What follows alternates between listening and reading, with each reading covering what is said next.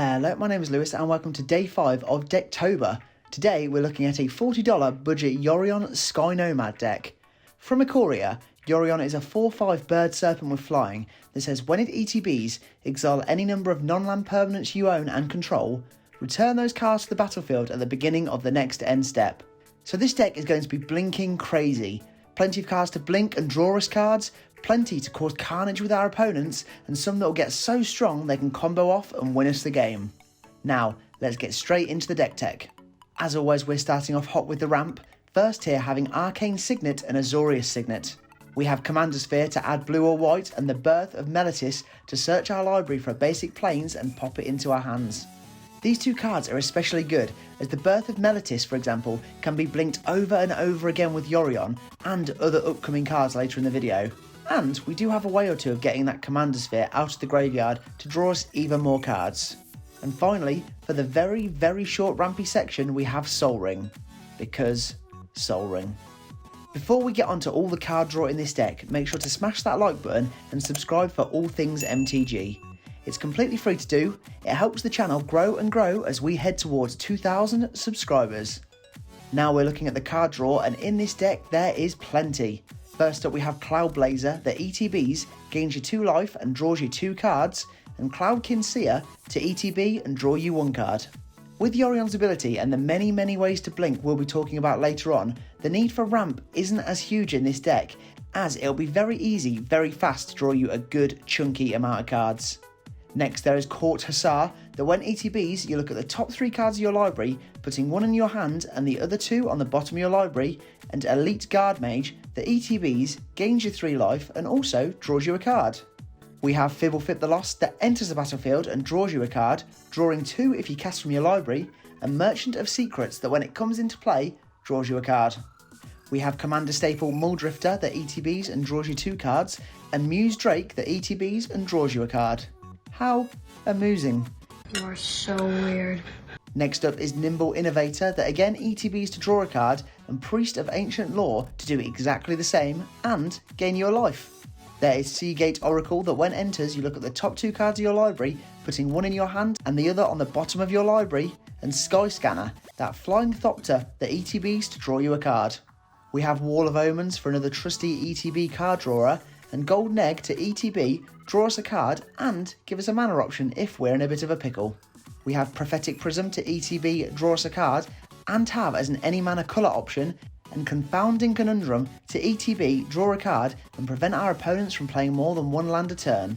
On to the last half a dozen cards we have Dovin's Acuity to ETB and gain us 2 life and draw a card, and Omen of the Sea that enters the battlefield, scries us 2 and draws us a card. Anyone who plays Standard on Arena in the last year or so has certainly seen this card blinked by Yorion many times over. We have Rune of Flight and Rune of Sustenance to ETB and draw us a card each.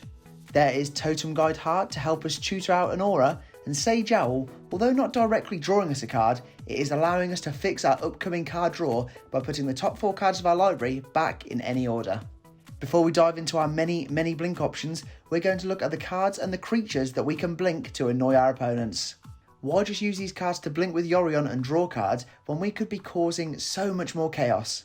First we have Aether Adept to return a target creature to its owner's hand, and Aether Snipe to do exactly the same with that added evoke option. There is Mana War to ETB and return a target creature to its opponent's hand, and Reflector Mage to do exactly the same, but with the added kicker of that opponent not being able to cast that card again until your next turn.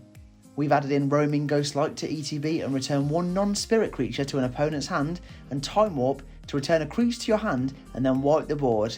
With one of the key strategies here being to get Yorion blinked beforehand so all of your cards will be in exile ready to return on your end step. Then have Yorion bounce to your hand with Time Warp, and all of your opponents will return from exile at the end of your turn. Boom. One-sided board wipe. For some tappy creatures we have Water Trap Weaver to ETB and tap an opponent's creature, with that creature not untapping on your opponent's next untap step, and Frostlinks with that cool cat doing exactly the same. For some removal we have Rambunctious Mutt that ETBs and destroys target opponent's artifact or enchantment, and Skyclave Apparition, one of the priciest cards in this deck, but it does ETB and exile a non-land, non-token permanent your opponent controls with mana value 4 or less. Big stuff. There is Enlightened Aesthetic to ETB and destroy target enchantment, and Elspeth Conquers Death, a saga you'll want to keep blinking to exile target permanent opponent controls with mana value 3 or greater. There is Vidalcan Dismisser that enters the field and puts a target creature on top of its owner's library, and Omen of the Sun, a great flashing option to flash speed in some blockers and gain you 2 life. For the final 2 cards we have Lavinia of the 10th, the pro-red card that detains all of your opponent's non-land permanents of mana value 4 or less, meaning those permanents can't attack, block or use any activated abilities. It's potentially a one-sided pacifism. We also have Stonehorn Dignitary that ETBs and makes target opponents skip their next combat phase, and if you can find ways to blink this once a turn, which you definitely can do in this deck, then you're stopping all of your opponents from attacking and making that route to victory much easier. We've mentioned it many times, but now we're looking at all of the blinking bonanza this deck has to offer. First we have Charming Prince that when ETBs, you exile another target creature you own, returning it to the field under your control at the beginning of the next end step. There is also Felidar Guardian that ETBs allows you to exile a permanent you control and then return it to the field under your control. Like we said, the game plan here is to have as many permanents on your side of the field as possible, so when we get these cards that can trigger Yorion, they will all exile and return to the battlefield, and all of their ETB effects will be popping off over and over again. There is Flicker Wisp to exile target permanent and return it to the field at the beginning of the next end step, and Glimmer Point Stag to again do exactly the same. We've thrown in a Mist Meadow Witch to pay 2 an Azorius to exile a creature, returning it at the beginning of the next end step, and Restoration Angel that you can flash in and exile a non-angel creature you control and return it to the battlefield under your control. Now, taking around a third of the entire budget, we have Thassa Deep Dwelling, the indestructible god that at the beginning of your end step exiles 1 target creature you control before returning it right back to the battlefield, and Displace to exile 2 target creatures you control and return them to the field again under your control. There is Ephemerate to exile and return a creature you control with that added rebound option to do it again on your next turn, and Flicker of Fate to exile a creature or enchantment you control and then return it straight back to the field. Finally, we have Ghostly Flicker to exile 2 artifacts, creatures and or lands and return them to the battlefield under your control, and Momentary Blink to again exile a creature you control and then bring it straight back onto the field with that added flashback spice to replay the Blinky Madness over again. Before we finish up with the lands, we're looking at the win cons and the rest in this deck. Starting with some good old recursion options, we have Archaeomancer that ETBs and lets you get an instant or sorcery from your graveyard to your hand, and Karmic Guide that ETBs and allows you to return target creature from the graveyard to the battlefield. We have the always spicy Sun Titan that when ETBs or attacks, you can return target permanent with mana value 3 or less from your graveyard to the battlefield. With all of the cheap instants Sun Titan can bring back, this card is value. And there is Cleansing Nova, again for that lovely little board wipe option. For the first of the big potential win cons, we're talking Soul Herder. This creature gets +1/+1 every time a creature is exiled, and at the beginning of your end step, you can exile target creature and return it to the battlefield. If you pair this off with the always trusty Rogue's Passage, then you'll be doing unblockable damage for days. Next we have Archon of Sun's Grace that creates a 2/2 flying Pegasus whenever an enchantment hits your side of the field.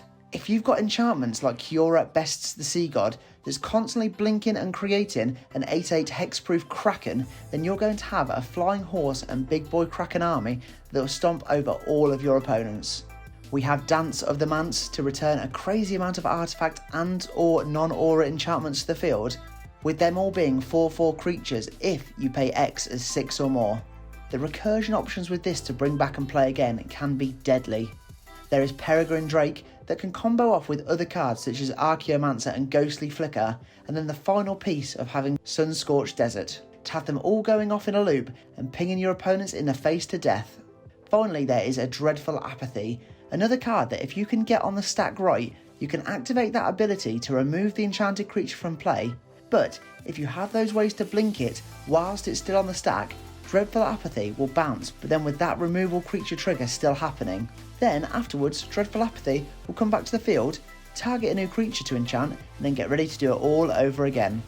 Just like with the ramp at the start, our lands in this deck have been kept to its simplest form because this is a budget deck after all.